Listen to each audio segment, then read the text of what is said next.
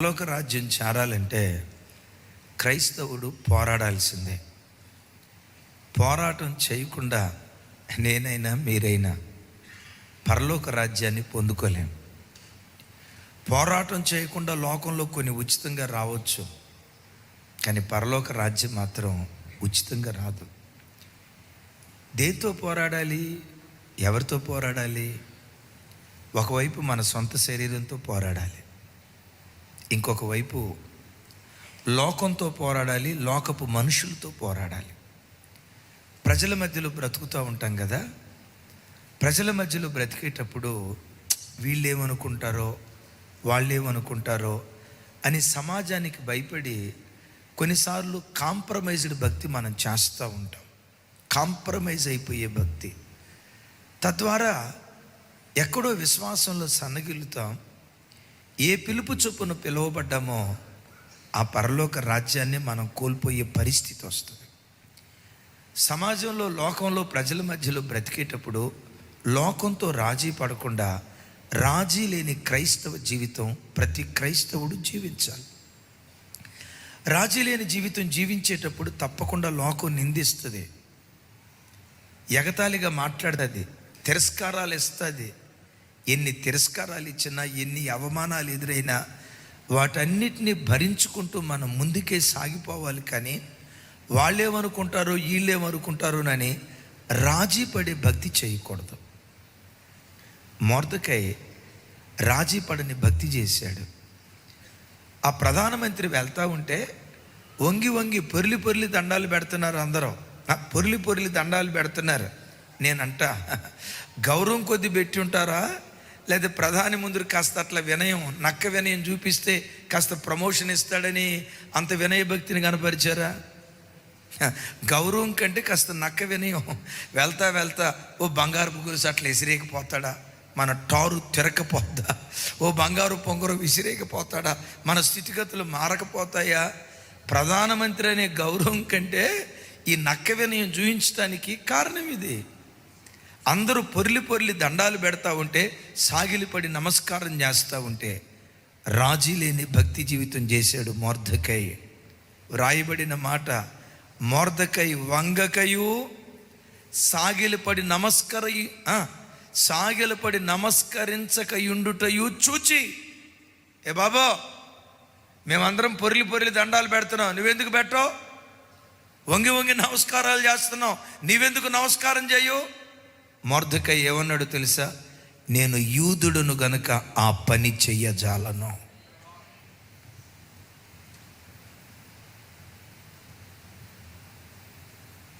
మీ ఉద్యోగ స్థలాల్లో కష్టపడి పనిచేసేవాడికి ప్రమోషన్ వస్తుందా? శంషాగిరి చేసేవాడికి ప్రమోషన్ వస్తుందా? మీకెడ తెలిసింది ఆ సంగతి కదా. ఉద్యోగ స్థలాల్లో కష్టపడి పనిచేసేవాడి కంటే కదా ఈ భారాలు నడుపుతారు కదా. ఏ భారం అమ్మా? అదే అదే అదే రాయభారం నడుపుతారు కదా. ఇక్కడ మాట అక్కడ చెప్పి, అక్కడ మాట ఇక్కడ చెప్పి, ఆ పెద్ద ఆయన దగ్గరికి వెళ్ళి, జిఎం దగ్గరికి వెళ్ళి, సార్ మీరు అమ్మో దేవుడు సార్, మీలాంటి వాడు భూమి మీద లేడు సార్, ప్రపంచంలో చాలామంది మేధావులను చూసే కానీ మీలాంటి ఏదో అనండి, మీలాంటి మేధావు ఇంకెవరు లేరు సార్ అని చాలామంది గ్యాస్ కొడతారు. ఎందుకంటే ఒక ప్రమోషన్ వస్తుందని. నిజ క్రైస్తవుడు ఆ పని చేయలేడు. చెంచాగిరి చేసేవాడికి ప్రమోషన్ మీద ప్రమోషన్ వస్తుంది. దేవుని నమ్ముకొని నమ్మకంగా బ్రతికే క్రైస్తవులకి ప్రమోషన్ రాదు, రాకపోగా కొన్ని సందర్భాల్లో డిమోషన్ వస్తుంది. అలాగని లోకంతో రాజీ పడదామా? అలాగని అందరూ చేసినట్లుగానే మనం కూడా ఆ వ్యక్తి గ్యాస్ కొట్టి ఎలాంటి కార్యక్రమం చేద్దామా? నీవేమనాలో తెలుసా? నేను క్రైస్తవుడును గనుక ఎక్కడ మాట అక్కడ చెప్పి, అక్కడ మాట ఎక్కడ చెప్పి ఇలాంటి భక్తిహీనపు కార్యక్రమం చేయను. నీకు ప్రమోషన్ రాదయ్యా, భూలోకంలో నాకు ప్రమోషన్ రాకపోవచ్చు, పరలోక ప్రభుత్వం ద్వారా తప్పకుండా ఒకానొక దినాన దేవుడు నాకు ప్రమోషన్ ఇస్తాడు. అందరూ ఆ ప్రతిమకు నమస్కారం చేసి उगा नहीं पाएंगे तो खाना तो वही पड़ेगा। अगर आपको कोई ऐसा ऑप्शन मिले कि आप अपने जो फ्रूट्स मंगवा रहे हो उनको షడ్రక్, మెషక్, అబేద్నెగోలు రాజీ లేని భక్తి చేశారు. కొంతమంది ఏమన్నారు తెలుసా? పెటామని కొట్టి, ఏమయ్యా మేము భక్తిపరులం కాదా, మేము దేవుణ్ణి నమ్ముకోలేదా, ఏదో అట్లా దండం పెట్టాం వాడి తిరిగి, ఇటు తిరిగి ఏం చేసాం? దేవా నీకు స్తోత్రం, నువ్వు క్షమించడానికి ఏదో చెప్పండి, నువ్వు క్షమించడానికి సిద్ధమైన మనసు కలిగినోడు కదయ్యా. అయ్యా పొరపాటు అయిపోయింది, మరి ఉద్యోగ స్థలంలో అందరూ దండం పెట్టమంటున్నారు, నేను కూడా పెట్టానయ్యా. రాజాజ్ఞది, మరి రాజాజ్ఞ ఉల్లంఘిస్తే మేము ఎట్లా బ్రతకగలుగుతాం? అయ్యా ఏదో పేణ మీద తీపి కొరకో లోకంలో బ్రతకాలి కాబట్టి ఏదో వాడు తిరిగి దండం పెట్టామయ్యా, ఇప్పుడు క్షమాపణ అడుగుతున్నాం కదా, మమ్మల్ని క్షమించండి అయ్యా అని రాజీ పడే భక్తి చేయలేదు. విన్నారా? రాజీ పడే భక్తి చేయకుండా, రాజా మేము ఆరాధించే దేవుడు ఆత్మస్వరూపి, ఆకాశం క్రింద భూమికి పైన ఏ ప్రతిమను చేసుకొని మేము ఆరాధించం, మేము సేవించే దేవుడు ఆత్మస్వరూపి. ఒక మనుషుని రూపంలోనో, జంతువు రూపంలోనో, ఆకాశ పక్షి రూపంలోనో, సముద్రంలో సంచరించే జీవరాశుల రూపంలోనో ఏ రూపము చొప్పున మేము చేసుకోకూడదు. ఇది మా దేవుడు మాకు ఇచ్చిన ఆజ్ఞ. అయితే చస్తారు, అయితే చచ్చినా పర్వాలేదు, ఇక్కడ కళ్ళు మూస్తే పరలోకంలో కళ్ళు తెరుస్తాం సార్. బిడ్లరా, లోకం ప్రస్తుతం మనం లోకంతో ప్రతి క్షణం పోరాడాలి. మరి పోరాడే పరంపరలో వాళ్ళని కించపరుస్తూ మాట్లాడొద్దు, కానీ మన విశ్వాసాన్ని బహిరంగంగా ధైర్యంగా చెప్పుకునే వ్యక్తులుగా మనం బ్రతకాలి. మీకులాగే హైదరాబాదులో నేను ఉద్యోగం చేశా. ప్రతి శుక్రవారం వాళ్ళ కార్యక్రమం ఏదో జరుగుతుంది. కొబ్బరికాయ కొట్టి ప్రసాదం తీసుకొస్తారు, నాకు ఇచ్చేవాళ్ళు. నేను తినను బ్రదర్, సారీ ఏమనుకోవద్దు. ఒకరోజు అడిగారు, ఎందుకు తినవు? తినకపోవటానికి కారణం ఏంటి? అయ్యా మీ విశ్వాసాన్ని నేను కించపరచట్లేదు, మీ విశ్వాసం విగ్రహాలలో కూడా దేవుణ్ణి చూస్తారు, అది మీ నమ్మిక. మీ నమ్మికను మీరు గౌరవించుకుంటూ ఆ విగ్రహం దగ్గర కొబ్బరికాయ కొట్టి పలహారం పంచిపెట్టారు, అది మీ విశ్వాసం. మీ విశ్వాసాన్ని నేను కాదన్ను, మీ విశ్వాసాన్ని మీరు ప్రకటించుకోండి. కానీ నా విశ్వాసం ఏంటో తెలుసా? మేము ఆరాధించే దేవుడు 3 అడుగుల ప్రతిమలో బంధించబడే దేవుడు కాదు. 7 అడుగుల ప్రతిమలో బంధించబడే దేవుడు కాదు. 70 అడుగుల ప్రతిమలో బంధించబడే దేవుడు కాదు. మేము ఆరాధించే దేవుడు భూమి ఆకాశాలు పట్టజాలని మహాదేవుడు. మా దేవుడు మాకు ఇచ్చిన ఆజ్ఞయ్య, ఆకాశం క్రింద భూమికి పైన ఏ రూపమును చేసుకొని దాన్ని మీరు పూజించొద్దు, ఏ ఆకారాన్ని చేసుకొని దేవుడు అనొద్దు. ఇది మా దేవుడు మాకు ఇచ్చిన ఆజ్ఞయ్య. ఇప్పుడు మీ పద్ధతి ఉంది, మీరు చేసుకోండి. మా దేవుడు మాకు ఇచ్చిన ఆజ్ఞ ఏంటంటే ఏ రూపమును చేసుకొని మీరు ఆరాధన చేయొద్దని లేఖనాల్లో రాయబడి ఉంది. మీ విశ్వాసాన్ని మీరు కొనసాగించుకుంటున్నట్లుగానే మా విశ్వాసాన్ని మేము కొనసాగించుకోవాలి కదా. తప్ప మా విశ్వాసాన్ని కొనసాగించుకోవటం తప్ప? ఆ పెద్ద మనిషి ఆగాడు, ఆ జిఎం మేనేజర్ రానే వచ్చాడు. మా డిస్కషన్ అంతా విని నా భుజం మీద చేసి, యు ఆర్ రైట్, నీ విశ్వాసం చెప్పావు కదా, నీ విశ్వాసం దేవుని ఆత్మస్వరూపిగా చూస్తావు, బొమ్మల్లో దేవుని చూడవు. నీ విశ్వాసాన్ని నువ్వు కొనసాగించు. నాతో వాదించిన అబ్బాయిని చూసి, నీ విశ్వాసాన్ని నీవెట్లా గౌరవించుకుంటున్నావో ఆ వ్యక్తి కూడా తన విశ్వాసాన్ని గౌరవించుకునే అవకాశం మనం ఇవ్వాలి. ఆమేన్. ఆ దినం నుండి నేను ఉద్యోగం చేసిన 4.5 సంవత్సరాలు ఏనాడు నా దగ్గరికి ప్రసాదం తీసుకురాల. వాదించకూడదు. మనల్ని ఎవరైనా ప్రశ్న అడిగితే సాత్వికంతో, భయంతో వాళ్ళకి సమాధానం చెప్పాలి, కానీ వాళ్ళని కించపరిచే మాటలు మనం మాట్లాడకూడదు. నా మాట అర్థమవుతుందా?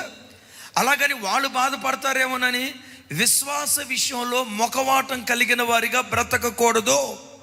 ఈ మాట విన్నారా? ఏముండకూడదు? అరే పెద్దగా చెప్పండి సార్. ఏముండకూడదు? క్రైస్తవుడికి తన భక్తిని చాటించుకునే విషయంలో మొఖవాటం ఉండకూడదు. నీ భర్త రక్షించబడలా, బొట్టు పెట్టుకోవడం తప్పని నేను అనను. అది తప్ప ఒప్ప తర్వాత. భర్త రక్షించబడ్డాడు, మీ ఇద్దరికి అంగీకారం అయిపోయింది, తీసేశారు, సంతోషం. అయితే సమాజం ఏమంటుందోనని అక్కడ దాకా నుదుటు బొట్టు పెట్టుకొని వచ్చి చర్చికి వచ్చేటప్పుడు ఆ బొట్టు బైబిల్కు పెట్టి చర్చిలోకి వచ్చి ప్రార్థన అంతా అయిపోయిన తర్వాత మరలా బయటికి వెళ్ళటంతో అమ్మ బొట్టమ్మ ఎక్కడున్నావురా, ఇక్కడే ఉన్నట్టెట్టరో అని చెప్పిన తర్వాత ఆ బొట్టు తీసుకొని నుదుట పెట్టుకొని సమాజానికి భయపడి రాజీ పడే భక్తి చేయకూడదు. క్రైస్తవుడు దేవుని కొరకు బ్రతికే విషయంలో, తన విశ్వాసాన్ని చాటి చెప్పుకునే విషయంలో రాజీ లేని భక్తి జీవితం చేస్తే నీ రోషాన్ని చూసి అగ్ని మంటల్లోకి షడ్రక్ మెషక్ అబేద్నెగోలను కాపాడటానికి రోషం కలిగిన దేవుడు ఎలా దిగి వచ్చాడో నిన్ను కాపాడటానికి కూడా గగనమును చీల్చుకొని నీవు ఉన్న చోటుకి ఈ కాలంలో కూడా దేవుడు దిగి రావటానికి శక్తివంతుడై ఉన్నాడు. నమ్మిన బిడ్డలు చప్పలు కొడుతూ స్తోత్రాలు చెప్దాం. ఎక్కడ ఏ ఎండక గొడుగు బట్టే క్రైస్తవులుగా బ్రతకూడదు. ఏ ప్రాంతానికి వెళ్తే ఆ ప్రాంతానికి అనుకూలంగా బ్రతకూడదు. యేసయ్యకు మహిమ కలుగును గాక. కొంచెం పెద్దగా చెప్తాం, ఇంకొంచెం పెద్దగా. అంటే సమాజంలో ఎలా బ్రతకాలి? రాజీ లేని క్రైస్తవ జీవితం జీవించాలి. పరిశుద్ధ గ్రంథమైన బైబిల్లో सपने सब देखते हैं पर कुछ बावरे होते हैं सपने. రాజీ లేని క్రైస్తవ జీవితం ఎలా జీవించాలి? నిజంగా భూలోకంలో రాజీ లేని క్రైస్తవ జీవితం జీవించడం నిజంగా ఒక క్రైస్తవునికి సాధ్యమేనా? దేవుడెప్పుడు సాధ్యము కాని కార్యాలు చెయ్యమని చెప్పడో. ఆమేన్. ఏది మనకు సాధ్యమో, ఏది మనము చేయగలమో అవే చెప్తాడు. అందుకని వాక్యంలో రాసి ఉంటుంది, ఆయన కాడి తేలికైనది. ఎలాంటిదట అంటే దేవుని ఆజ్ఞలు తేలికైనవి, సులువైనవి. ఆచరించడం నువ్వు నేర్చుకుంటే యేసయ్యకు మహిమ కలుగును గాక. రాజీ లేని భక్తి జీవితం ఎలా చేయాలి? ఓ సవాల్తో కూడుకున్న వర్తమానం చూడండి. హెబ్రీయులకు రాసిన పత్రిక 12వ అధ్యాయం 1వ వచనం నుంచి 4వ వచనం వరకు నేను చదువుతాను. ఇంత గొప్ప సాక్షి సమూహము, తమ్ముళ్ళు అందరూ చెప్పాలి పెద్దగా, ఎంత గొప్ప సాక్షి సమూహము మేఘము వలె మనలను ఆవరించి ఉన్నందున మనము కూడా ప్రతి భారమును సులువుగా చిక్కులు పెట్టు పాపమును విడిచిపెట్టి విశ్వాసమునకు కర్తయు దానిని కొనసాగించు వాడనైన యేసు వైపు చూచుచు మన ఎదుట ఉంచబడిన పందెములో ఓపికతో పరిగెత్తుదుము. ఆయన తన ఎదుట ఉంచబడిన ఆనందముకై అవమానమును నిర్లక్ష్యపెట్టి సిలువను సహించి దేవుని సింహాసనం యొక్క కుడి పార్శ్వమున ఆసీనుడై ఉన్నాడు. మీరు అలసట పడకయు మీ ప్రాణము విసుకకయు ఉండునట్లు పాపాత్ములు తనకు వ్యతిరేకముగా చేసిన తిరస్కారమంతయు ఓర్చుకొనిన ఆయనను తలంచుకొనుడి. ఇక్కడ అసలు మాట అంటాడు, మీరు పాపముతో పోరాడుటలో రక్తము కారునంతగా పోరాడుడి. నా వైపు చూడండి. ఏ పదం ఇది? ఏమన్నాడు చివరి మాట? చెప్పాలి. మీరు పాపంతో పోరాడుటలో రక్తము కారునంతగా పోరాడుడి. ఇది ముగింపులో చెప్తాను. ఇదే రాజీ లేని క్రైస్తవ జీవితం అంటే. పాపంతో పోరాడే విషయంలో ఎలా పోరాడాలట? రక్తం కారేంతగా పోరాడాలంటాడు. యేసు ప్రభువారు ఒక స్థలంలో ఇలా మాట్లాడతారు, ఇదిగో నువ్వు పవిత్రంగా బ్రతికే విషయంలో నీ కుడి కన్ను నిన్ను అభ్యంతరపరిస్తే దావీదులాగా ప్రార్థన చేయి. ఏమని? వ్యర్థమైన వాటిని చూడకుండా నా కన్నులు త్రిప్పివేయి అని ప్రార్థన చేయమన్నాడా? కుడి కన్ను అభ్యంతరపరిస్తే కుడి కన్నును పెరికేయమన్నాడా? అట్లా పెరికేసిన వాళ్ళు ఎవరైనా ఉంటే చేతుల పైకి ఎత్తని చూద్దాం. తమ్ముడు తమ్ముడు ఎవరో తమ్ముడు ఎత్తి దించావేంటి? నిజంగా అలాంటి పోరాటమే జరిగి ఉంటే ఇక్కడ 100% గుడ్డోళ్ళు అయిపోయేవాళ్ళు. అంటే ఆ మాటకున్న అర్థం ఏంటంటే, ఒక వ్యక్తి దేవుని కొరకు బ్రతికే విషయంలో, పరలోక రాజ్య విషయంలో, పవిత్రంగా బ్రతికే విషయంలో రాజీ పడని క్రైస్తవ జీవితం జీవించాలి. పాపంతో పోరాడే విషయంలో ఎలా పోరాడాలట? సరే, అది చెప్పే ముందు పౌలు గారు ఇక్కడ నా వైపు చూడండి. పౌలు గారు ఇక్కడ మాట్లాడుతూ ఇలా అంటాడు, ఎంత గొప్ప సాక్షి సమూహము మేఘము వలె మనలను ఆవరించి ఉన్నందున మనము కూడా ప్రతి భారమును సులువుగా చిక్కులు పెట్టు పాపమును విడిచిపెట్టి విశ్వాసమునకు కర్తయు దానిని కొనసాగించు యేసు వైపు చూచుచు. బిడ్డలారా, రాజీ లేని క్రైస్తవ జీవితం నువ్వు జీవించాలంటే ప్రతి క్షణం యేసు వైపే నువ్వు చూడాలి. దైవజనుల వైపు చూడొద్దు, మీ తోటి విశ్వాసుల వైపు చూడొద్దు, యూట్యూబ్లో దేవుని వాక్యం చెప్పే మాలాంటి సేవకుల వైపు చూడొద్దు, టీవీలో వాక్యం చెప్పే సేవకుల వైపు చూడొద్దు, మన చుట్టూతో ఉన్న ప్రజల వైపు చూడొద్దు. ఎందుకు మనుషుల వైపు చూడొద్దు, సేవకుడి వైపు చూడొద్దు అని అంటున్నాను తెలుసా? మీ విశ్వాసానికి నేను కర్తను కాదు, మీలో విశ్వాస బీజాన్ని నాటిన వాడిని నేను కాదు, మీ విశ్వాసాన్ని కొనసాగించేది నేను కాదు, మీ విశ్వాసాన్ని సక్సెస్ఫుల్గా ఫినిష్ చేసేది నేను కాదు. మనందరి గుండెల్లో విశ్వాస బీజాన్ని నాటింది విశ్వాసానికి కర్త ప్రభు అయిన యేసు క్రీస్తు వారు. నాటినవాడు అంతతోడే ఆపాడా? దానికి నీళ్లు పోసాడు ఆయన, దానికి ఎరువేశాడు ఆయన. అది రోజు రోజుకు ప్రవర్తమానం చెందేటట్లుగా నాటిన విశ్వాస బీజాన్ని దేవుడే కొనసాగిస్తున్నాడు. కొనసాగించడమే కాదు, చనిపోయే ఆఖరి క్షణాలలో నీ విశ్వాసపు పరుగు సక్సెస్ఫుల్గా ముగించేటట్లుగా దేవుడే నీ బ్రతుకులో కార్యం చేస్తాడు. అంటే ఒక మాటలో చెప్పాలంటే నీ విశ్వాస జీవితంలో ఆది దేవుడే. పెద్దగా చెప్పాలి, ఆది ఆయనే, అంతము ఆయనే. ఇప్పుడు ఎవరిని చూడాలి? విశ్వాసానికి కర్త ఏ దేవుడు నీ కొరకు ప్రాణం పెట్టాడో, ఏ దేవుడు నీ కొరకు పరలోకాన్ని విడిచిపెట్టొచ్చాడో, ఏ దేవుడు నీ కొరకు సర్వస్వాన్ని ధారపోసాడో ఆ దేవుని వైపే నువ్వు చూడాలి.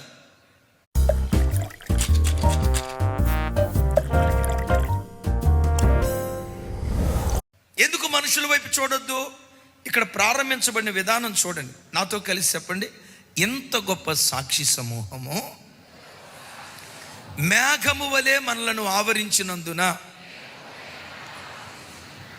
ఎంత గొప్ప సాక్షి సమూహం, ఎంత గొప్ప సాక్షి సమూహం.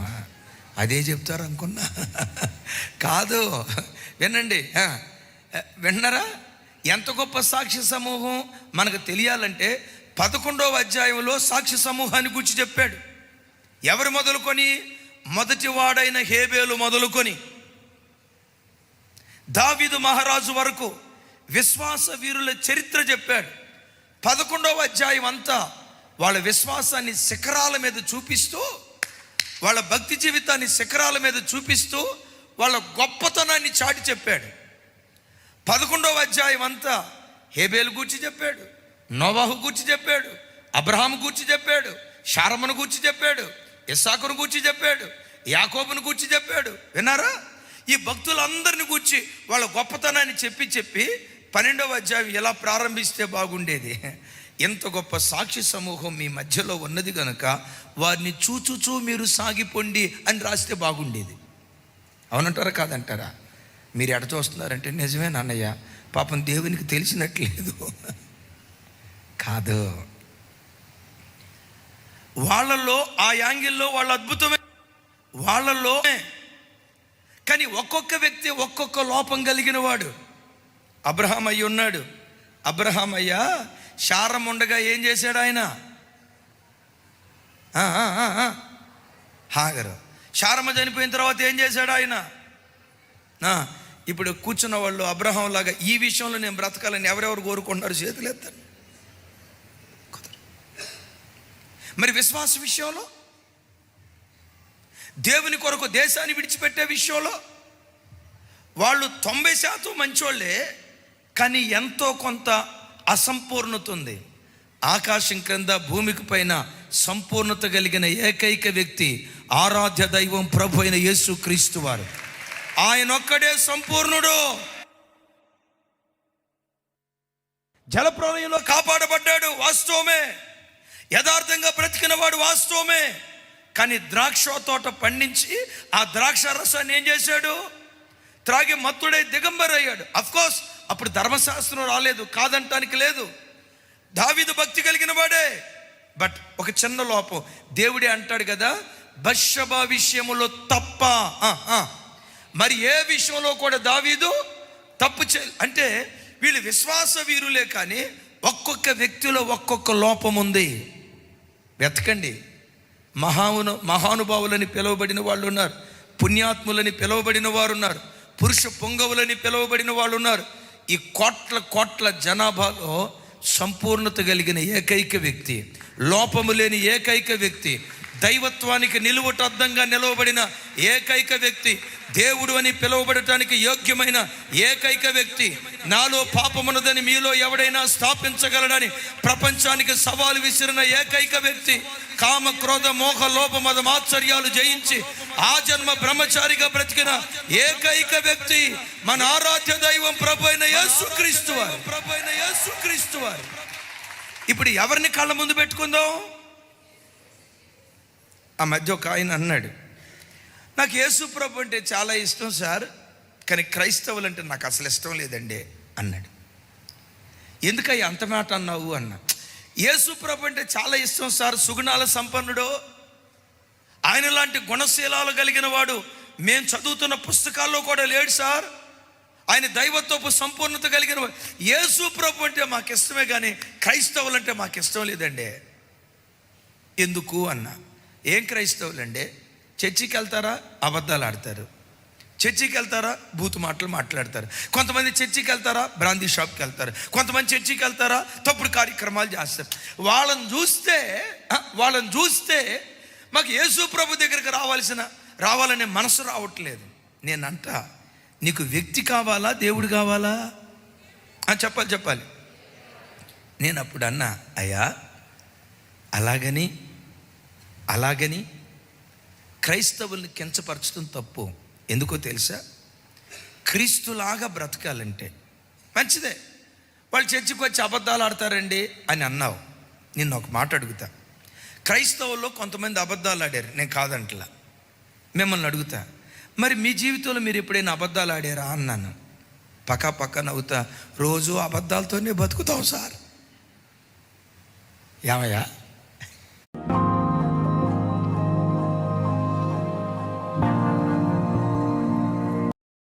अर्बन कंपनी रिपेयर्स, अब हर रिपेयर पर 6 महीने की वारंटी। Book now. నువ్వు రోజు అబద్ధాలతో బ్రతుకుతున్నావే, వాళ్ళెవరో ఒకసారి అబద్ధం ఆడారంటే అదిగో చర్చికి వెళ్ళారు అబద్ధాలు ఆడారు. నేనంట, ఒక మనుషుడు సివిల్ సర్వెంట్ అవ్వటం తేలికే, ఒక ఐఏఎస్ ఆఫీసర్ అవ్వటం తేలికే, ఒక ఐపీఎస్ ఆఫీసర్ అవ్వటం తేలికే, ఒక ఇంజనీర్ అవ్వటం తేలికే, ఒక డాక్టర్ అవ్వటం తేలికే, ఒక లాయర్ అవ్వటం తేలికే, ఒక ఎంఆర్ఓ అవ్వటం తేలికే, ఒక గెజిటెడ్ ఆఫీసర్ అవ్వటం తేలికే. కష్ట సాధ్యమైనది ఏదైనా ఈ సృష్టిలో ఉన్నదా అంటే క్రీస్తులాగా బ్రతకటం కష్ట సాధ్యమైన ప్రక్రియ. కష్టం కాదు. చివరిలో ఇంకొక మాట అన్నా, కష్టమే బట్ సాధ్యమే. నేనంట, ప్రతి సంవత్సరం సివిల్ సర్వీస్ కొరకు 12 లక్షల మంది రాస్తారు. నా వైపు చూడాలి. ఎంతమంది? 12 లక్షల మంది రాస్తే ఉద్యోగాలు వచ్చేది ఎంతమందికో తెలుసా? కేవలం 200 మందికే వస్తాయి. ఇప్పుడు సక్సెస్ అయిన 200 మందిని చూస్తామా? ఫెయిల్ అయిపోయిన 11,98,000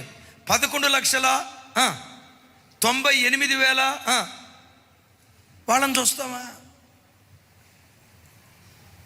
సక్సెస్ అయిన వ్యక్తిని చూస్తామా, ఫెయిల్ అయిన వ్యక్తిని చూస్తామా? క్రీస్తులాగా బ్రతకటం ప్రకటించినంత తేలిక కాదు, విన్నంత తేలిక కాదు. ఒక మాట చెప్తాను సార్, మీ ఇంటి పక్కోడు ఎవరైనా అభి ఇట్రా, మీ ఇంటి పక్కోళ్ళు ఎవరైనా ఇట్రా, మీ ఇంటి పక్క వాళ్ళు ఎవరైనా నిన్ను పట్టుకొని పెటాని కొట్టారు అనుకోండి, ఏం చేస్తారు సార్ మీరు అన్న? కాలర పట్టుకొని ఆ చెంప ఈ చెంప ఫిడేలు వాయించి వదిలిపెడతానండి. ధన ధన ధన అసలు చెయ్యెత్తితే ఊరుకుంటానా అన్నాడు. మా ప్రభు మాకు నేర్పింది ఏంటో తెలుసా? కుడి చెంపతో కొడితే ఎడమ చెంప చూపించాలనే సాత్వికాన్ని ప్రభు నేర్పాడు. కానీ ఆ స్థాయికి ఎదగటం మనుషునికి కష్ట సాధ్యం. విన్నంత తేలిక రాదు సార్. అదే ప్రతిదినం అభ్యాసం చేయాలి. కానీ ఒకటి ఖచ్చితం, ఏ రోజుకైనా ఆ పరిపూర్ణతకు మేము ఎదుగుతాం. ఆ పరిపూర్ణతకు దేవుడు తీసుకొని వెళ్తాడు. సార్ మీరేమనుకోవద్దు, ఒక మాట అడుగుతా. ఎప్పుడైనా మీ కళ్ళతో అపవిత్రంగా చూసారా అన్న? ఏమండి మీ ముందు అబద్ధం ఆడేది ఏముంది? ఎప్పుడైనా ఏముంది? రోజు మన పని అదే. ఫోన్లో ఎప్పుడైనా అది మావులండి, అట్టాటి మీరు అడగకూడదు, నేను చెప్పకూడదు అన్నాడు. మా ప్రభు మాకు నేర్పింది ఏంటో తెలుసా? శరీరంతో అపవిత్రత చేయటం తర్వాత చేయకూడదు. నేను మీతో చెప్పినదేమనగా, ఒక స్త్రీని మోహంతో చూచువాడు అప్పుడే ఆవిడతో అని లేఖనాల్లో రాయబడి ఉంది సార్. ఒక వ్యక్తి ఆ స్థాయిలో బ్రతకటం అనేది, నేనంట అగైన్ అండ్ అగైన్, ఒక ఐఏఎస్ ఆఫీసర్ అవటం తేలికే, ఒక ఐపీఎస్ ఆఫీసర్ అవటం తేలికే, ఒక డాక్టర్ అవటం తేలికే, ఒక ఇంజనీర్ అవటం తేలికే. క్రీస్తులాగా బ్రతకాలంటే నీ చుట్టూతో ఉన్న వ్యక్తులను చూడకుండా ప్రతి క్షణం విశ్వాసానికి కర్త,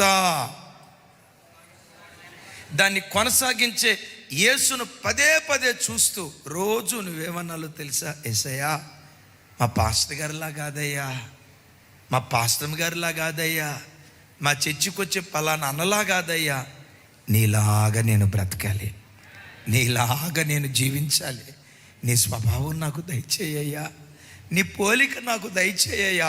ఆ ఆధ్యాత్మిక అంతస్తుకు నేను ఎదగగలుగునట్లుగా ఆ ఉన్నతమైన అనుభవానికి నన్ను నడిపించయ్యని ప్రతిరోజు ప్రార్థిస్తే ఆ ప్రసవ వేదనల మధ్యలోనే యేసుక్రీస్తు అనే శిశువును కనటానికి దేవుడు కృప చూపిస్తాడు.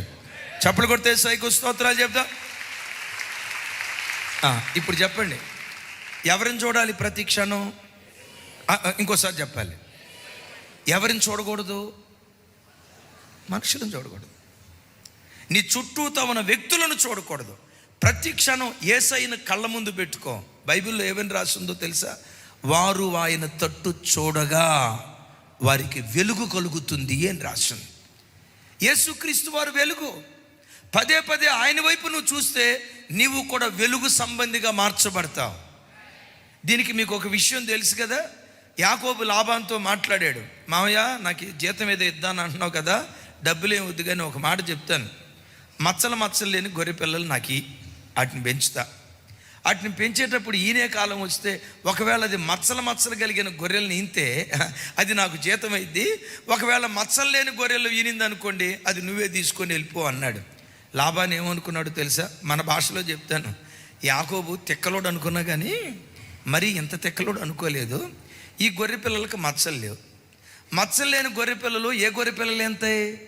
Every weekend, I treat my scalp to the Bringra's Scalp and Hair Oil for stronger hair and nourished scalp. So if your hair goes through half as much as mine does, Bringra's is your savior.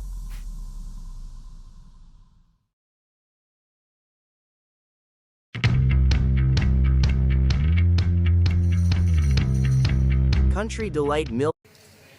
ఏమండి, తెల్ల గొర్రెకి ఏ పిల్లలు పుడతాయి? గోధుమ colour గొర్రెకి ఏ పిల్లలు పుడతాయి? నల్ల గొర్రె పిల్లలకి ఏ పిల్లలు పుడతాయి కదా? ఇప్పుడు ఒకే రంగులో మచ్చలు లేకుండా ఒకే రంగులో ఉన్న గొర్రెలు ఈనితే మచ్చలు లేని గొర్రెలే ఎంత? అది లాభాన్ని అనుకున్నాడు, గొర్రె దొరికిపోయాడు రా, 14 సంవత్సరాలు దోసుకున్నాను సరిపోలేదో, భలే దొరికాడు రా అనుకున్నాడు. మొత్తానికి యాకోబు ఏం చేశాడో తెలుసా? బాగా పుష్టిగా ఉన్న గొర్రెలో ఈనే కాలం వచ్చినప్పుడు నీళ్ళు తాగటానికి వస్తే ఆ ఘాటిలో చుక్కలు కలిగిన చేనారు జంగిసాలు కర్రను పెట్టాడు. ఈ ఏమంటారు సూలేనా? గర్భిణితో ఉన్న ఈ గొర్రెలో నీళ్ళు తాగటానికి వచ్చేటప్పుడు ఘాటిలో పెట్టిన చుక్కలు కలిగిన ఆ కర్రను చూసి నీళ్లు తాగే పిల్లలు ఈనేటప్పుడు చుక్కలు చుక్కలు కలిగిన గొర్రెలు నేనంట, చుక్కలు లేని గొర్రెలారా, మీ ఒంటి మీద చుక్కలు లేవుగా, మరి మీ పిల్లల ఒంటి మీద చుక్కలు ఎట్లొచ్చాయో తెలుసా? చుక్కలు చుక్కలు కలిగిన కర్రను పదే పదే చూసా. ఏది చూస్తావో అదే కంటావు. పదే పదే యేసును చూడు, యేసులాగా మారిపోయే కృపదేవుడు నీకు అనుగ్రహిస్తాడు. ఎవరిని చూద్దాం? పెద్దగా చెప్పాలి. మన హీరో ఎవరో, మన కెప్టెన్ ఎవరో, మన నాయకుడు ఎవరో, మన రోల్ మోడల్ ఎవరో, మన మార్గదర్శి ఎవరో, కళ్ళ ముందు ఎవరు నిలవబెట్టుకుందాం. యేసు లాంటి వాడు ఎవ్వడు ప్రపంచంలో లేడు, ఆయనకు సాటి. రెండవది, యేసు వైపు చూడాలి, రాజీ లేని పోరాటం చేయాలంటే. రెండవది, సులువుగా చిక్కులు పెట్టే ప్రతి పాపాన్ని విడిచి, ప్రతి భారాన్ని విడిచిపెట్టి ఓపికతో ఈ పరుగు పందెంలో పరిగెత్తాలి అంటాడు. అంటే పరుగు పందెంలో పరిగెత్తేవాడు బరువులు మోసుకోడు. విన్నారు ఈ మాట? ప్రతి భారమును, సులువుగా చిక్కులు పెట్టే ప్రతి పాపాన్ని విడిచిపెట్టి. వినండి, పరుగు పందెంలో ఉన్నవాడు, నేను ఒక మాట అడుగుతా. పరుగు పందెంలో ఉన్నవాడు, అదే అథ్లెట్స్ జరుగుతాయి కదా, పోటీలు జరుగుతాయి కదా, ఆ ట్రాక్ మీద నిలబడే ఆ పరుగుల పందెంలో పోటీకి సిద్ధంగా ఉండేటువంటి వ్యక్తులు ఫుల్గా కోటేసి, టైగట్టి, టక్కేసి, షూ వేసి, బూట్ వేసి ఒక 2-3 కిలోలు బరువు ఒంటి మీద ఉంచుకుంటాడా లేదా? అనకండే, నోరు తెరిచి చెప్పండి. దేంతో ఉంటాడు? అదే నిక్కరు. పాపం బట్టలు లేవనుకుంటా అని అనుకునేరు కాక. చూడండి, లైట్ వెయిట్. ఎందుకో తెలుసా?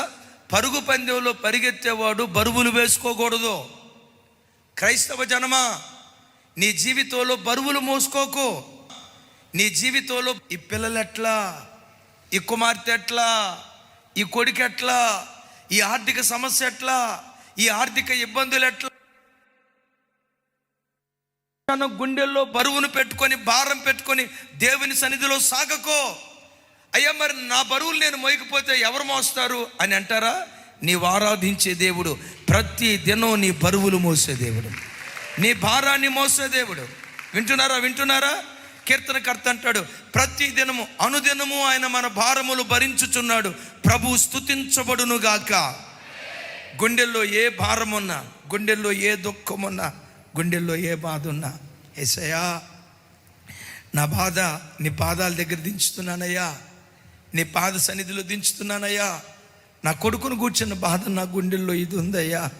వాడేదో గొప్ప ప్రయోజకుడు అవుతాడు అనుకుంటే కళ్ళ ముందు ఇట్లా అయిపోతున్నాడయ్యా. అయ్యా, వాడిని కూర్చున్న బాధ నీ పాద సన్నిధిలో పెడుతున్నాను, దేవుని సన్నిధిలో ఏడో. నా కుమార్తె ఏదో గొప్ప ప్రయోజకురాలు అవుతుంది అనుకున్నానయ్యా. ఏంటో నా బిడ్డ వే ఆఫ్ డ్రెస్సింగ్ స్టైల్, నా కుమార్తె ఎక్కడో తేడా కనపడుతుంది అయ్యా. అయ్యా, నా కుమార్తెను డాక్టర్మని చేయకపోయినా, ఇంజనీర్ని చేయకపోయినా, ఒక అయ్య చేతిలో పెట్టే వరకు పవిత్రురాలైన కన్యకగా నా కుమార్తెను కాపాడాలయ్యా. అయ్యా నా కుమార్తెను కాపాడాయని. ఒకవేళ కూతురును కూర్చున్న భారం నీ గుండెల్లో ఉన్నా, తెలుసో తెలియకో జీవితంలో ఏదో సాధిద్దామని చెప్పి అక్కడప్పు చేసి ఇక్కడప్పు చేసి ఏదో వ్యాపారాన్ని ప్రారంభించాం. ఓ తెలియని నష్టం నీకు కలిగింది. ఎప్పుడైతే ఈ తెలియని నష్టం కలిగిందో సైతాన్ గాడు వచ్చి అంటాడు, నువ్వు జీవితకాలం కష్టపడినా అప్పు తీర్చలేవు, ఎంత వడ్డీ ఎక్కడ నువ్వు తీరుస్తావు, ఈ బ్రతికే కంటే నువ్వు చచ్చిపో, ఈ జీవితం జీవించే కంటే నువ్వు చచ్చిపో అని సైతాను కొన్నిసార్లు నేను మరణానికి పురికొల్పుతాడు. వెంటనే దేవుని దగ్గర మోకరించు. మీకు తెలుసా, ఒంటి మీద యజమానుడు బరువు ఎప్పుడు దించుతాడంటే, ఒంటె నడుస్తూ ఉన్నంతసేపు యజమానుడు బరువును దించడం. ఒంటె ఎప్పుడైతే మోకరిస్తుందో మోకరించిన మరుక్షణమే దాని మెడ మీద ఉన్న బరువును యజమానుడు దించటం ప్రారంభిస్తాడు. सपने सब देखते हैं पर कुछ बावरे होते हैं. सपने जो रेगिस्तान को गुलिस्तान बनाने की जुर्रत करते हैं. ऐसे ही अतरंगी सतरंगी सपनों के साथ जुड़ा है कोटक, ताकि आप हर चुनौती का सामना कर सकें और दुनिया को कह दिखाएं, हौसला है तो हो जाएगा.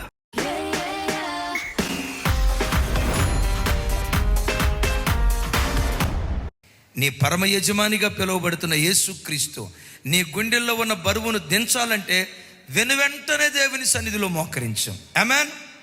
వన్స్ ఒక విషయం కొరకు నువ్వు ప్రార్థన చేసావా, ఆ విషయం నిమిత్తం మరి అన్నడూ చింతించకుండా నా కొరకు చింతించే దేవుడు నాకుండగా, నా పక్షాన చింతించే దేవుడు నాకుండగా నేనెందుకు చింతించాలని నీ చింత యావత్తు ఆయన మీద వేయుదువుగాక. మన జీవితం ఎలా సాగాలో చెప్తాను. రోజు ఇలాగే షాపూర్ వెళ్తున్నాం. సరిగ్గా అప్పుడు స్కూల్ వదిలారు. చిన్నపిల్లలు ఆ స్కూల్ బ్యాగ్స్ మోసుకుంటా తిరిగి వస్తున్నారు. చిన్నకాలం నుంచి కొంతమంది తల్లులు పిల్లలకి ఎదురు వెళ్తున్నారు. ఓ చిన్నపిల్లడు, వాడు ఎల్కేజీయో యూకేజీయో ఏ కేజీయో నాకు తెలియదు, కానీ మొత్తానికి ఎల్కేజీ యూకేజీ తప్పితే ఇంకా అంతకుమించి పెద్ద ఏమి లేదు. నాకు తెలిసి 1వ తరగతి లోపే. ఆ 1వ తరగతి చదివే పిల్లోడు పుస్తకాలు ఉన్నాయి చూసారా, ఎంత ఆడా బ్యాగు మొయ్యలేక పాతకాలపు ముసలోడు వంగిపోయినట్టు వంగిపోయాడు. ఇప్పుడు మేమున్నాం, నాకు తెలిసి 3వ తరగతి దాకా ఒక పలక బలపం అంతే. 1వ తరగతి 2వ తరగతి ఈ రోజుల్లో చూడండి, వాడికి ఒంట్లో ఊపిరి ఉండదు. 4 సంవత్సరాలు ఏమి రాని పుస్తకాలు అంటే 6 సబ్జెక్టులు అన్నా. ఆహా, ఏమేమి సబ్జెక్టులు మరి? 6 సబ్జెక్టులు అయితే 6 పుస్తకాలు సరిపోతాయి కదా. లేదన్నా, 1 class work notes, 1 home work notes, మరలా రఫ్ నోట్స్ ఒకటి అంట. ఎంతరా నీ వయసు అంటే ఊకేజీ అన్నా. ఆ కేజీ అంటానికే వాడికి ఓపిక లేదు. వాడు మోసే పుస్తకాలు ఉన్నాయి చూసారా, అవి మోయలేక ఊగలాడుతూ ఉన్నాడు. మొత్తానికి ఆ బ్యాగ్ తాడి ఇటుకి తగిలించుకొని వాడు ఇట్లా నడుచుకుంటా వస్తున్నాడు. అటు నుంచి వాళ్ళ అమ్మ వస్తుంది. వాళ్ళ అమ్మని చూడటంతో ఆడు ముఖం వంద చూసారా 1000 వాట్స్ బల్బు వెలిగినట్టు వెలుగుతుంది. ఎప్పుడైతే వాళ్ళ అమ్మని చూసి మమ్మీ అన్నాడో, ఆ తల్లి పరిగెత్తుకుంటా రానే వచ్చింది. వాడి మెడ మీద ఉన్న బ్యాగ్ తీసుకుంది, ఆమె మెడకు తగిలించుకుంది. ఎప్పుడైతే అమ్మకి బ్యాగ్ ఇచ్చాడో ఈడేం చేస్తున్నాడు తెలుసా, డ్యాన్స్ చేస్తున్నాడు. బిడ్డ, ఆ తల్లి కొడుకుని ఎదుర్కోవటానికి ఎలా వచ్చిందో, ఈ పునరుద్ధానపు వేళ నీ తండ్రి కంటే శ్రేష్ఠుడు, నీ తల్లి కంటే శ్రేష్ఠుడు. ఏ భారంతో వచ్చావో నీ ఎదుటికొచ్చి ప్రభు నిలవబడ్డాడు. ఏ కలవరంతో, ఏ కన్నీళ్లతో, ఏ దుఃఖంతో, ఏ మనోవేదనతో ఈరోజు దేవుని సన్నిధికి వచ్చావో, ఆ తల్లి కొడుకు ఎదురుగా వెళ్ళినట్లుగా పరలోకపు తండ్రి నీ ఎదుటికొచ్చి అంటాడు, బిడ్డ నీ భారం నాకు ఇవ్వు, నీ బరువు నాకు ఇవ్వు, నీ గుండెల్లో ఉన్న బాధ నాకు ఇవ్వు, నీ బరువు నేను మోస్తా, నీ చింత నేను మోస్తా. నీ బ్రతుకు కాలమంతా నిశ్చింతగా బ్రతికే జీవితాన్ని వరంగా దేవుడు అనుగ్రహించునుగాక. దేవుడు నీ బరువు మోయాలంటే నీ బరువు ఏం చేయాలి? అది చెప్పాలి. అందుకని అంటాడు, ప్రతి భారాన్ని విడిచిపెట్టి. 2వ మాట ఏమంటాడు తెలుసా, సులువుగా చిక్కులు పెట్టే పాపాన్ని విడిచిపెట్టి. క్రైస్తవుడు పెద్ద పెద్ద పాపాలు చేయడు, సులువుగా చిక్కులు పెట్టే చిన్న చిన్న పాపాలు చేసి చివరికి చేయకూడని దుష్కార్యం చేస్తాడు. అందుకనే పౌలు గారు అంటాడు, నా వైపు చూసి నాతో కలిసి చెప్పండి, సులువుగా చిక్కులు పెట్టే పాపమును విడిచి. ఏ పాపాన్ని? ఇంకోసారి చెప్పాలి, ఏ పాపాన్ని? సులువుగా చిక్కులు పెట్టే పాపం ఎలా ఉంటుందో తెలుసా, చాలా చిన్నగా ఉంటుంది. ఆ తప్పు చేసినప్పుడు ఇది నన్ను ఏం చేస్తుంది, ఇది కామనే కదా అని అనుకుంటాం. ఈ చిన్న పొరపాటు చేయకుండా మనుషులు మనం బ్రతుకుతారా? ఏమని చిన్నదే కదా, ఇది నన్నేం చేస్తుందని ఆ చిన్న పాపమే చిక్కులు పెట్టి విశ్వాస భ్రష్టుడుగా నిన్ను మారుస్తుంది అన్న సంగతి గ్రహించండి. ఓ మాట అడుగుతా, ఎదురు దెబ్బ తగిలి ఒక మనిషి పడేది, ఎదురు దెబ్బ తగిలి కాలో చెయ్యో ఇరిగేది, ధనమని నేలకెళ్ళి తల తగిలేది, ఎదురు దెబ్బ తగిలేది. ఓ పెద్ద కొండరాయి తగిలి పడతాడా, లేకపోతే చిన్న రాయి తగిలి పడతాడా? ఎందుకు? అది చిన్నది కాబట్టా? ఎందుకో తెలుసా, ఇక్కడ ఎదురుగా పెద్ద కొండ ఉంది. ఆ కొండకు ఎదురుగా ఎవరైనా వెళ్ళగలుగుతారా? అక్కడ కొండ ఉంది, అమ్మో కొండ ఉంది అక్కడ, వద్దు అని వెంటనే డైవర్షన్ తీసుకుంటాడు. పెద్ద పాపం క్రైస్తవుడు వెంటనే చెయ్యడు. అమ్మో అక్కడ కొండ ఉంది, ఆ కొండ దగ్గరికి వెళ్తే నేను ఢీకొంటా అని చెప్పి భయపడి ప్రక్కకి వెళ్ళిపోతాడు. మనిషిని పడగొట్టేది ఏంటో తెలుసా? చిన్న చిన్న రాళ్ళు ఉంటాయే తమ్ముడు, చిన్న చిన్న రాళ్ళు ఉంటాయి. ఆ చిన్న రాళ్ళే ఎదురు రాళ్ళుగా మారి దెబ్బ కొట్టి దబేలుమని పడి అవయవాలు విరుగుతాయి. సైతాను గారు కూడా నిన్ను, ప్రతి క్రైస్తవుని ఎలా పడగొడతాడో తెలుసా? గమనించండి. నీతో అంటాడు, నువ్వు దేవుని బిడ్డవే, సినిమాలు చూడకూడదు, తప్పు అంటాడు సైతాను. సినిమాలు చూడకూడదు, వద్దు, జబర్దస్త్ గిబర్దస్త్ నైజా అంతా వద్దు, నువ్వు నీతిగా బ్రతకాలా. I always wanted to build a spiritually grounded business. And the closest business model I could think of is teaching and giving knowledge to others. But I took it one step further because today we're living in a world where knowledge is freely accessible by everyone. So I decided to build a community around a cause. We have over 35,000 people in our community where I'm empowering them to become teachers and leaders, and collectively we are... అంతవరకు బాగానే ఉంటుంది. Phone తీసేటప్పుడు అప్పుడప్పుడు WhatsApp స్టేటస్లో నిమిషం బిట్లు ఉంటాయే, funny comments ఉంటాయే, చిన్న చిన్న డైలాగులు ఉంటాయే అంటాడు. అదేగా ఏమైంది చూడు, చిన్నదేగా, తప్పే ఉంది, చిన్నదేగా, నువ్వు మొత్తం చూస్తున్నావా? చూడలేదుగా, చిన్నదేగా, ఏం కాదు చూడు అని ముందు నీకు చిన్నది చూపిస్తాడు, ఆ తర్వాత సొక్కలు చూపిస్తాడు. సులువుగా చిక్కులు పెట్టే పాపం. 3 పిల్లల తల్లి ఆత్మహత్య చేసుకొని చచ్చిపోయింది. ఎందుకు ఆత్మహత్య చేసుకొని చచ్చిపోయిందిరా బాబు అని అంటే, ఆ భర్త కువైట్లో ఉద్యోగం చేస్తాడు. కుటుంబాన్ని పోషించడానికి, కుటుంబ భారాన్ని భుజాల మీద వేసుకొని కుటుంబాన్ని పోషించడానికి కువైట్ వెళ్ళాడు. కువైట్ వెళ్ళి సంవత్సరానికి ఒకసారి 2 సంవత్సరాలకు ఒకసారి వస్తాడు. తను సంపాదించిన డబ్బు భార్యకు పిల్లల పేరవేసి వాళ్ళ సుఖాన్ని అనుభవించేటట్లుగా తాను శ్రమ పడుతూ ఉన్నాడు. ఇంట్లో ఉన్న భార్య, ఆమె కూడా మంచిగానే ఉండేదట. ఒకరోజు మిస్డ్ కాల్ వచ్చిందట. ఏంటి మిస్డ్ కాలు అని చెప్పి రీడైల్ చేసిందట.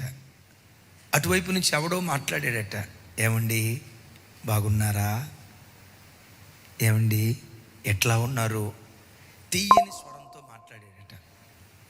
ఏమండి మీరు ఎవరో పరపురుషులాగా ఉన్నారు, నేను మీతో మాట్లాడినని ఫోన్ కట్ చేయకపోతే, ఏముందండి 2 మాటలే కదా, ఏంటో నాకు నిద్ర పట్టక మీకు ఫోన్ చేశాను. ఏమండి మీ ఫేస్బుక్లో మీ ప్రొఫైల్ పిక్చర్ చూశాను సార్, ప్రొఫైల్ పిక్చర్ చూశానండి, మీరు ఎంత అందంగా ఉన్నారో తెలుసా, ఐశ్వర్య కూడా మీ చెల్లెలే, అబ్బో మీ జుట్టు వాలు జడ తోలు బెల్టు, మీ జుట్టు ఎంత ఉందంటే, అబ్బా ఎంత అందంగా ఉన్నారంటే అని చెప్తా ఉంటే ఈ అమ్మాయి అనుకుందంటే, మాట్లాడి ఏముందలే, మాటలే కదా ఏముందలే. అరే నా భర్త లేని టైంలో పరపురుషుడితో మాట్లాడాల్సిన అవసరం ఏంటి? వాడెవడో నా అందాన్ని పొగడటం ఏంటి, వాడెవడో నా జుట్టును పొగడటం ఏంటి, అయినా పరపురుషుడితో ఈ సంభాషణ ఏంటి అని అనుకోవాలా. ఎందుకు అనుకోలేదు తెలుసా? ఈ చిన్నది నన్నేం చేస్తుంది. అయ్యా ఉద్యోగ స్థలంలో కూడా నా వైపు చూడండి, ఉద్యోగ స్థలంలో కూడా సులువుగా చిక్కులు పెట్టే చిన్న చిన్న పాపాలే నీకు ఉరిగా మారుతాయి. జాగ్రత్త. నీ ఆఫీసులో, నీ ఇంటి పక్క, నీ ఉద్యోగ స్థలంలో చిన్న చిన్న పొరపాట్లే భారీ మూల్యం చెల్లించే ప్రమాదం వస్తుంది. జాగ్రత్త. వినారా ఈ మాట? సరే పదే పదే ఫోన్ చేస్తూ ఉండేవాడట, ఏమండి మీ గొంతు చాలా బాగుందండి, మీరు భలే అందంగా ఉన్నారండి. దరిద్రం, ఇంత అందంగా ఉన్న మిమ్మల్ని ఎట్లా వెళ్ళి అని నోటుకొచ్చినట్టు వాడు కొంచెం సైడ్ ట్రాక్కి తీసుకెళ్ళాడు. మాట్లాడి మాట్లాడి చివరికి వాడికి బానిస అయిపోయింది. 3 పిల్లల్ని విడిచిపెట్టి వెళ్ళిపోయింది. 3 పిల్లల్ని విడిచిపెట్టి వెళ్ళిపోయిన తర్వాత కువైట్లో ఉన్న భర్తకు తెలిసింది. ఆవురావురమంటూ ఏడ్చుకుంటూ వచ్చాడు. సోషల్ మీడియాలో నీకు దండం పెడతా, ఎక్కడున్నారా నా భార్యగా నేను చేర్చుకుంటా, ఒకవేళ నా భార్యగా ఉండటం నీకు ఇష్టం లేకపోయినా ఈ పిల్లలకు తల్లిగా నువ్వు ఉండు, ఈ పిల్లలకు తల్లిగా ఉండు. పిల్లల ముఖం చూసైనారా? రాలా. సంవత్సరం పాటు వాడు ఆశలు తీర్చుకున్నాడు అవతలోడు. సంవత్సరం పాటు వాడు ఆశలు తీర్చుకొని ఆ చివరికి ఈ అమ్మాయి తీసుకొచ్చిన బంగారం, డబ్బు ఇవంతా దోచుకొని వెళ్ళిపోయాడు. భర్తకు ముఖం చూపించలేక, కన్న తల్లిదండ్రుల దగ్గరికి వెళ్ళలేక, పుట్టింటికి వెళ్ళలేక, పిల్లలకే ముఖం చూపించుకోలేక ఏ హోటల్లో ఉందో ఆ హోటల్లో ఊరేసుకుని చచ్చిపోయింది. 3 పిల్లలు అనాథలైపోయారు. మీ తల్లి ఇలా చేసిందట, ఇలా చేసిందట అని బ్రతుకు కాలమంతా ఆ తల్లి ఏమో క్షణంలో చచ్చిపోయింది. బ్రతికున్న పిల్లలు ప్రతి క్షణం బ్రతుకుతూ చావాల్సిందేగా. నేనంట ఆ కుటుంబం ఎందుకు ఇంత విచ్ఛిన్నమైపోయింది? చిన్న చిన్న పొరపాట్లు. తమ్ముడు, నీ భక్తి జీవితాన్ని కూడా దాడి చేసేది నీ చిన్న పొరపాట్లే. కాలేజీకి వెళ్ళినప్పుడు ఆ అబ్బాయి నన్ను చూసి నవ్వాడు. మాట్లాడితే ఏముంది, అబ్బాయి నాకు మెసేజ్ పంపించి మాట్లాడితే ఏముంది. గమనించండి, నీ తల్లి చెప్తుంది, ఏమ్మా ఏంటట్ట జుట్టు పెట్టుకున్నావు, కాలేజీకి వెళ్ళేటప్పుడు ఈ ఫ్యాషన్లు ఎందుకు? ఆ అనుభవం కలిగిన తల్లి చెప్పిద్ది. శరీర సౌష్ఠం కనపడేటట్లుగా అలాంటి బట్టలు ఎందుకు? అనుభవం కలిగిన తల్లి చెప్పిద్ది. అనుభవం కలిగిన తల్లి నీకు ఏదన్నా చెప్తే నీకెట్లా ఉంటుందో తెలుసా? మా అమ్మ రాక్షసి. ఎవరు? నీకు ఫీజులు కట్టే అమ్మ రాక్షసా? నవమాసాలు మోసి కని పెంచి పెద్ద చేసిన తల్లి రాక్షసా? Big Basket, delivering in 10 minutes. ఎండకు ఎండి వానకు తడిచి కష్టపడి చదివిస్తున్న తండ్రి నీకు రాక్షసా? ప్రొద్దునే నా బిడ్డకు టిఫిన్ చేసి పెట్టాలి, మధ్యాహ్నం క్యారేజీ కట్టాలి, సాయంత్రం వచ్చేలోపు ఏదో ఒకటి స్నాక్స్ తయారు చేసి పెట్టాలి, రాత్రిపూట రుచికరమైన భోజనం, నా పిల్లలని 24 గంటలు నీ కొరకు తహతహలాడే ఆ పిచ్చి తల్లి నీకు రాక్షసా? నా పిల్లలని 24 గంటల పిల్లలనే తపనతో బ్రతికే ఆ ప్రేమతత్వం కలిగిన తల్లి నీకు రాక్షసిలా కనపడిందా? చివరికి ఏం జరిగిందో తెలుసా? సులువుగా చిక్కులు పెట్టే చిన్న పాపాలే మనుషుల జీవితాన్ని నాశనం చేస్తున్నాయి.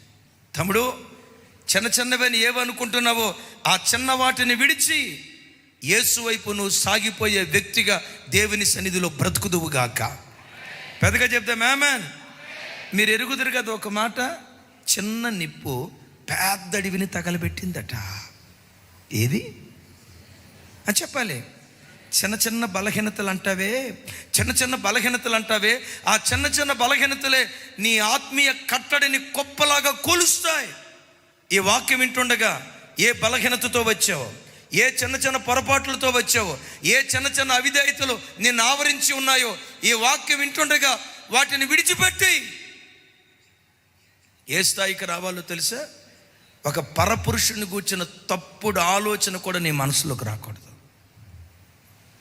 ఆ అబ్బాయి బాగున్నాడే, ఆ ఆలోచన కూడా నీ మనసులోకి రాకూడదు.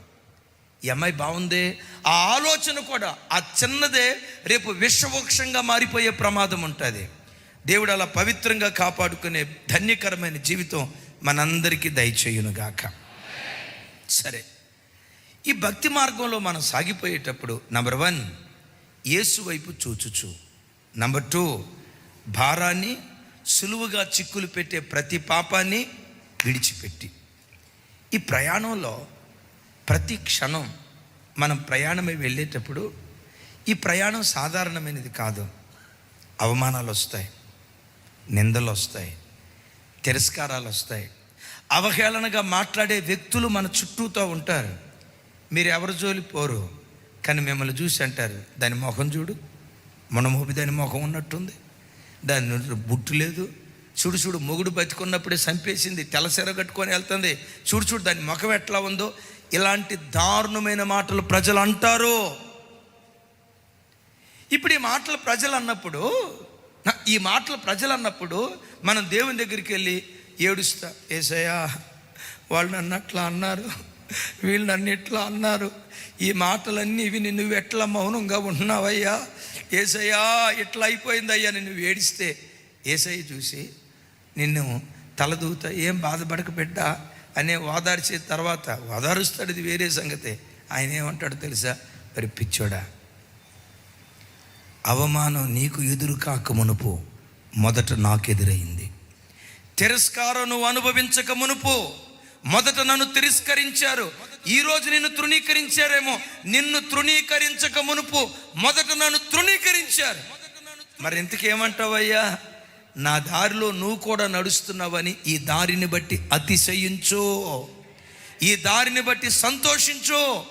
అదే మాట అంటాడు 12వ అధ్యాయం చూడండి 3వ వచనం.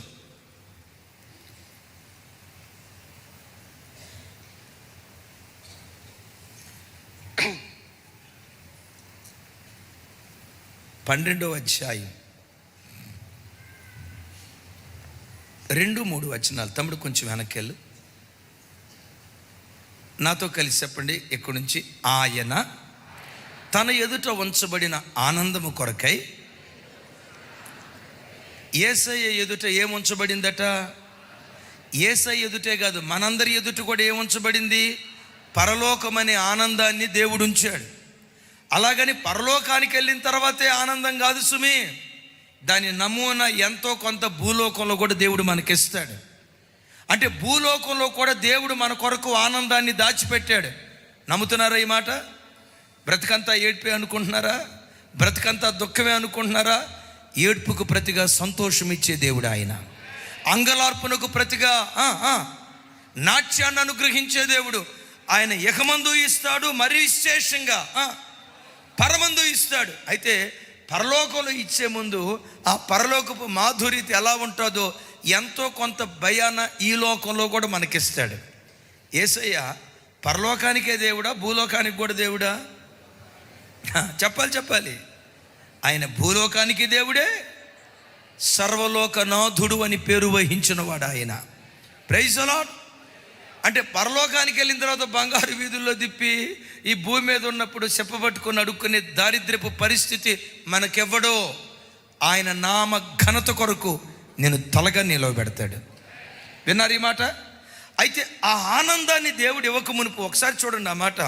తన ఎదుట ఉంచబడిన ఆనందము కొరకై అవమానమును నిర్లక్ష్య పెట్టి సిలువను సహించి దేవుని కుడిపార్శ్వమున ఆసీనుడై ఉన్నాడు. నెక్స్ట్, మీరు అలసట పడకయు మీ ప్రాణములు వెసుకకయు ఉండునట్లు పాపాత్ములు తనకు వ్యతిరేకముగా చేసిన తిరస్కారమంతయు ఓర్చుకొనిన ఆయనను తలంచుకొనుడి. చప్పలు కొడుతూ స్తోత్రాలు చెప్దాం. యేసయ్య సిలువ మార్గం గుండా వెళ్ళేటప్పుడు షహబాషయ్య నువ్వు సిలువ మోస్తున్నావు అని अगर ये वाइट ही रहता है तो दैट मीन्स ये नेचुरल है. अगर ये पर्पल हो जाता है दैट मीन्स कार्बाइड है. बढ़िया है. अगर हमें मिलता है तो సిలువ మోస్తూ ఉంటే అవమానపరిచారు. క్రైస్తవుడిగా నువ్వు బ్రతుకుతుంటే ప్రజలు నిన్ను అవమానపరుస్తారు. ఇదేం వింత కాదు, ఇదేం విడ్డూరం కాదు. అసలు లోకం ఈ కాలంలో ఎంత విచిత్రంగా మారిపోయిందంటే, నడి రోడ్డు మీద నిలవబడి వేళ్ల మధ్య సిగరెట్ పెట్టుకొని గట్టిగా ఒక దమ్ములాగి ఇక పొగదులుతాడు రైలు కొట్టంలో నుంచి వచ్చినట్టుగా. అంత బహిరంగంగా ధూమపానం చేసేవాడిని పట్టుకొని, ఒరే ఎందుకురా ఇట్లా చేస్తున్నావు అని అనరో. స్థలం చెప్పలేను, నేను విన్న మాట. మన తెలుగు రాష్ట్రాల్లో ఒక రాష్ట్రంలో చిన్న గవర్నమెంట్ స్కూల్లో కూడా గంజాయి ప్యాకెట్లు అమ్ముతున్నారట. నేను ప్రాంతానికి వెళ్తే వాళ్ళు చెప్తున్నారు, సార్ 8వ తరగతి నుంచే గంజాయికి అలవాటు పడ్డారు సార్. వాడి వయసు చూస్తే 15-16 సంవత్సరాలు సార్. వాడి దేహం చూస్తే ఎముకలు తప్ప ముసలోళ్ళలాగా అయిపోతున్నారు సార్. ఎందుకు ఇట్లా అయిపోతున్నాడంటే గంజాయి గంజాయి గంజాయి అమ్మేవాడిని దోషం అంటలా, గంజాయి తాగేవాడిని దోషం అంటలా, బ్రాందీ షాపులు నడిపేవాడిని దోషం అంటలా, తాగుబోతోడిని దోషం అంటలా, దొంగతనం చేసేవాడిని దోషం అంటలేదు. వింటున్నారా? లంచాలు తీసుకునేవాడిని దోషం అంటలా. ఆ మధ్య ఒక ఆయన 5,000 కోట్లు బ్యాంకుకు ఎగనామా పెట్టాడట. ఎగనామానో పంగనామానో ఏదో అంటారు కదా. 8 కోట్లు. వాడు దొంగ కాదు. వినండి ఇక్కడ, వాడు దేశద్రోహి కాదు. ఈరోజు సమాజం ఎలా మారిపోయింది అంటే, బాబు తాగుడు వద్దయ్యా, నీతిగా బ్రతకండి. దొంగతనం వద్దయ్యా, దొంగతనాన్ని విడిచిపెట్టి దొరలుగా బ్రతకండి. ఈ వ్యసనాల వైపు వెళ్ళొద్దయ్యా, యేసు ప్రభుతో తిరగండి, వ్యసనాల నుంచి విడుదల దయచేస్తాడని నీతి కలిగిన దేవుణ్ణి ప్రకటిస్తే, ఈ నీతి కలిగిన దేవుణ్ణి నమ్ముకుంటే నీతి కలిగిన దేవుని నమ్ముకున్న క్రైస్తవులు చూసి ఏమంటున్నాడు తెలుసా? దేశద్రోహులు. నేనంట క్రైస్తవుని మించిన దేశభక్తుడు ప్రపంచంలో ఇంకెవ్వరూ ఉండరు.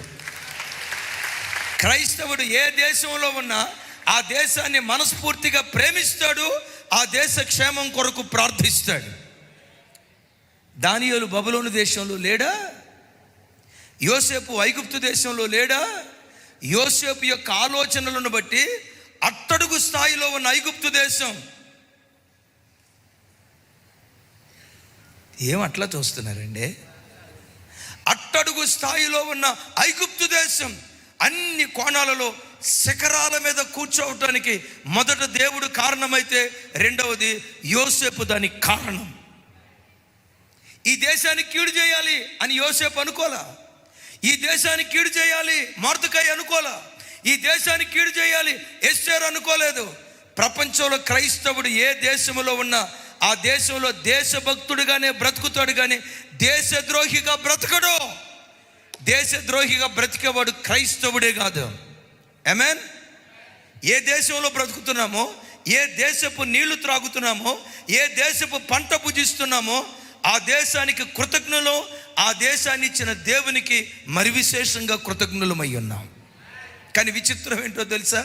బైబిల్ తీసుకొని మందిరానికి వస్తే చాలు మందు బాటలు పట్టుకొని తిరిగేవాడు మంచివాడే, గంజాయి ప్యాకెట్లు అమ్మేవాడు మంచివాడే, సిగరెట్ పెట్టెలు అమ్మేవాడు మంచివాడే. పరిశుద్ధ గ్రంథాన్ని చేతబుని భక్తులు ప్రజలు దేవుని దగ్గరికి వస్తామంటే నిందలో ఏడవలసిన అవసరం లేదు. ఇలాంటి నిందలు వచ్చినప్పుడు ఎవరిని తలంచుకోవాలో తెలుసా? నీ యేసును తలంచుకో. వినపడలా? ఎవరిని తలంచుకోవాలి? ఆయన తలంచుకొని, అయ్యా నీవు అవమానాన్ని భరించేవే, ఆ భరించే శక్తి నాకు దయచేయి. తిరస్కారాన్ని నువ్వు భరించేవే, భరించే శక్తి నాకు దయచేయి. ఎగతాళిని భరించేవే, దాన్ని భరించే శక్తి నాకు దయచేయని నువ్వు దేవుని సన్నిధిలో ప్రార్థిస్తే మొదట బాధ భరించడానికి శక్తిని ఇస్తాడు. ఆ తర్వాత బాధ నుండి విడుదల కూడా దేవుడు దయచేస్తాడు. చప్పట్లు కొడుతూ స్తోత్రాలు చెప్దాం. కొంచెం గట్టిగా, కొంచెం గట్టిగా హల్లెలూయా, కొంచెం గట్టిగా హల్లెలూయా. ఇప్పుడు చెప్పండి, ఎవరిని తలంచుకోవాలి? ఆ మధ్య ఒకసారి చెప్పాను, యూట్యూబ్లో కూడా ఆ షార్ట్ చాలా వైరల్ అయిపోయింది. ఆ సైనికుడు యుద్ధంలో గాయపడ్డాడు, కాళ్ళల్లో బుల్లెట్లు దిగాయి. ఇమీడియట్గా ఆపరేషన్ చేయకపోతే చచ్చిపోతాడు.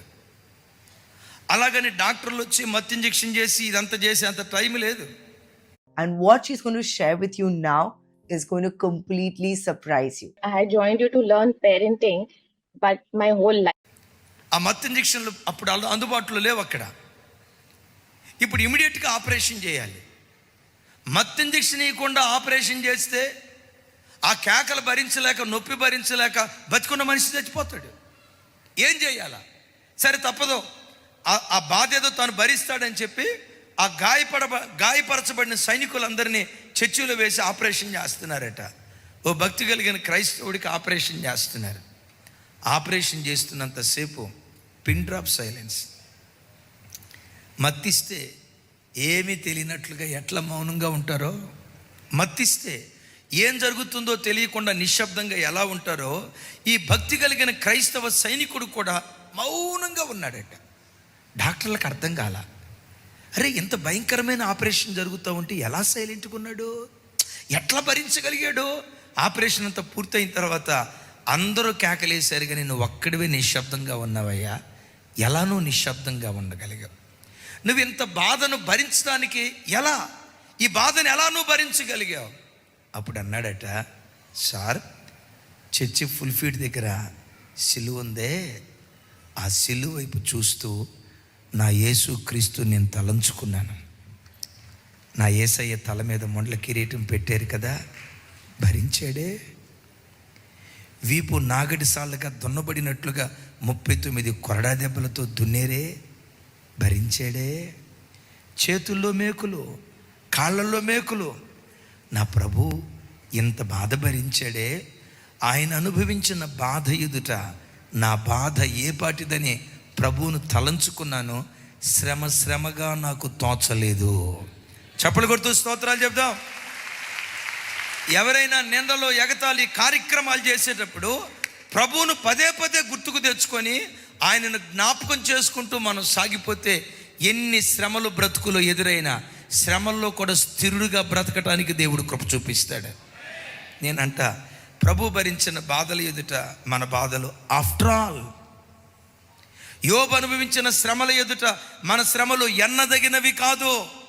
ఈ చిన్నపాటి శ్రమలకు మనం కదిలిపోకుండా శ్రమల బాటలో వెళ్ళేటప్పుడు, అవమానాల బాటలో వెళ్ళేటప్పుడు, తిరస్కారాల బాటలో వెళ్ళేటప్పుడు ఎవరిని తలంచుకుందాం? కొంచెం గట్టిగా అని చెప్పి లాస్ట్, మీ డెస్టినేషన్ పరలోకం. ఏ రోజుకైనా మీరు పరలోకం చేరాలి. ఇవన్నీ చక్కగానే జరిగించారు. ఆఖరి విషయం ఏంటో తెలుసా?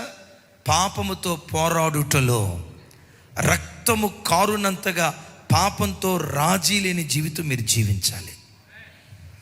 వినారు ఈ మాట? దైవజన్మ, శరీరంలో పాపం ఎలాంటిదో చెప్తాను. దైవజనులు రాజశేఖరయ్య గారు మనుషుని శరీరంలో ఉన్న పాపాన్ని ఇలా పోల్చారు. అవి తల వెంట్రుకల వంటివి, అవి గోళ్ళ వంటివి. మనిషి బ్రతికున్నంత కాలం తల వెంట్రుకలు పెరుగుతూనే ఉంటాయి, అవునా? మనిషి బ్రతికున్నంత కాలం చేతులు కొన్న గోళ్ళు, కాళ్ళు కొన్న గోళ్ళు ప్రతిరోజు ఎంతో కొంత పెరుగుతూనే ఉంటాయి, అవునా? బ్రతికున్న మనిషిలో తల వెంట్రుకలు గోళ్ళు బ్రతికిన కాలమంతా పెరుగుతూ ఉన్నట్లుగా క్రైస్తవుని జీవితంలోనే కాదు, ప్రతి మనుషుని జీవితంలో ప్రతిరోజు పాపం పుట్టుకొస్తుంది. పాపపు ఆలోచనలు పుట్టుకొస్తాయి, పాపపు తలంపులు పుట్టుకొస్తాయి. పాప సంబంధమైన ఆశ ఇచ్చలు లోకంలో బ్రతుకుతున్నాం కనుక ప్రతి దినం దైవజనుడా, విశ్వాస స్త్రీయా, పురుషుడా, అప్రస్తుతం శరీరం కలిగిన ప్రతి వ్యక్తి శరీరంలో పాపపు ఇచ్చలు పుట్టుకొస్తాయి. మరి పుట్టుకొచ్చినప్పుడు ఏం చేయాలి? తల వెంట్రుకలు కత్తెరతో కత్తిరించినట్లుగా, గోళ్లను నెయిల్ కట్టర్తో కత్తిరించినట్లుగా, తల వెంట్రుకలను కత్తెరతో కత్తిరించినట్లుగా ప్రతిదినం వాక్యం అనే కత్తెర తీసుకొని నీలో ఉన్న ప్రతి పాపాన్ని ప్రతి దినం నువ్వు కత్తిరించేవాడిగా ఉండాలి. విన్నారు ఈ మాట? ఏమండి, నేను సంపూర్ణ అయిపోయాను, ఇక నాలో ఏ బలహీనత లేదు, నేను 100% పర్ఫెక్ట్ అని చెప్పదగిన వ్యక్తి ఎవరైనా ఉన్నారంటే ఒకే ఒక్క వ్యక్తి, ఆయనే ప్రభు అయిన యేసుక్రీస్తు వారు. ఇక ప్రతి మనిషి అసంపూర్ణుడే. శరీరంతో బ్రతికున్నంత కాలం ఏదో ఒక పాపం మనలో బయలుదేరుతుంది. ఏం చేయాలి? కోప్పడకూడదు అనుకుంటాం, కానీ ఏదో ఒక రోజు కోపం వస్తుందా రాదా? మీకు టన్నులు వస్తుంది తల్లి, నా వైపు చూడు. కోపం వస్తుందా రాదా? అమ్మ వస్తుందా రాదా? వస్తుంది. ఏం చేయాలి? తప్పుడు ఆలోచన వచ్చింది, ఏం చేయాలి? చూపు ఎక్కడో తప్పిపోతుంది, ఏం చేయాలి జాషువా? ఏం చేయాలి? కాని మాట ఏదైనా నోట నుంచి వస్తుంది, చెప్పండి ఏం చేయాలి? ఎప్పటికప్పుడు తల వెంట్రుకలు తరచుగా కత్తిరించుకుంటున్నట్లు, గోళ్లను తరచుగా కత్తిరిస్తున్నట్లు, తరచుగా కాదు ప్రతి దినం నీ శరీరాన్ని నలగొట్టుకోవాలి. శరీరాన్ని నలగొట్టుకున్నవాడే పాపంతో పోరాడే విషయంలో రక్తము కారునంతగా పోరాడేవాడు. దీనికి వచ్చే పౌలు వారు కొరింథీ పత్రికలో మాట్లాడుతూ ఇలా అంటాడు. కొరింథీయులకు రాసిన మొదటి పత్రిక 9వ అధ్యాయం 27వ వచనం చూడండి. सपने सब देखते हैं पर कुछ बावरे होते हैं.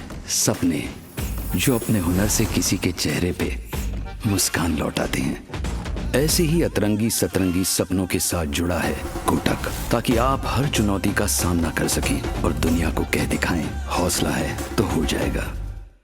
Every weekend I treat my scalp to the